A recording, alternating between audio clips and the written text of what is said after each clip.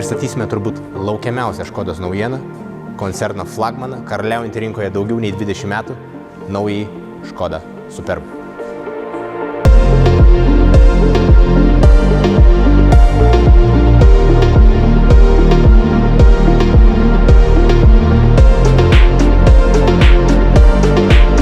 Ketvirtos kartos Superbas kardinaliai atnaujinto dizaino, pilnas techninių naujovių ir efektyvių ergonomikos sprendimų. Naujos kartos buferis, lietaus deflektoriai, naujo modelio ratlankiai, netgi galinis spoileris leido pagerinti aerodinamiką iki 15%. Labai daug.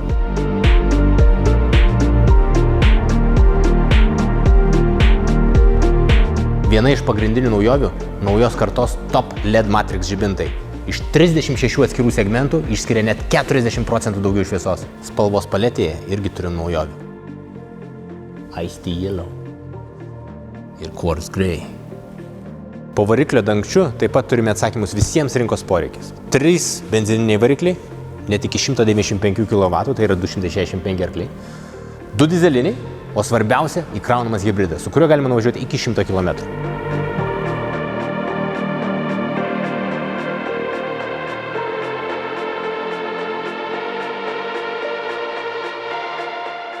Salone taip pat gausu naujovių.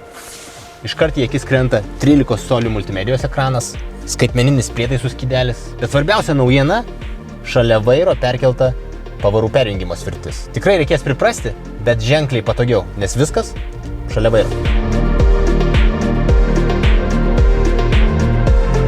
Škoda įsiklausė į vartotojų lūkesčius, todėl salone turim ne tik liečiamą ekraną, bet ir 3 multifunkcinius skaitmeninius mygtukus Škoda Smart Dials, kurių pagalba galime valdyti daugybę funkcijų.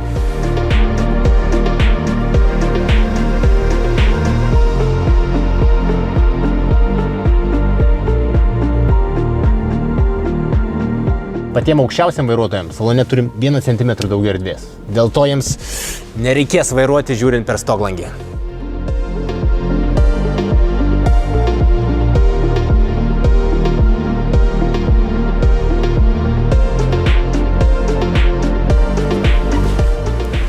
Superbe jau tradiciškai karališkai erdvės ir sakau iš savo patirties, esam prieš Dakarą, 4 bernai važiavę į Prancūziją, visiškas komfortas. Naujasis Superbas pailgėjo 4 cm, todėl bagažinė padidėjo 30 litrų iki 690.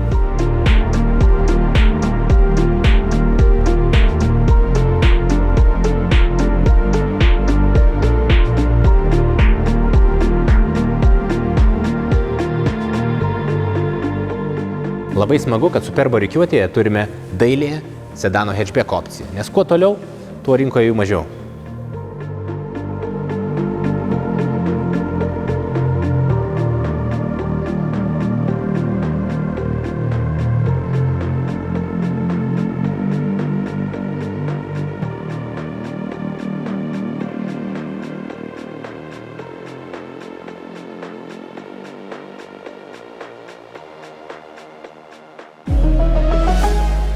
Škoda.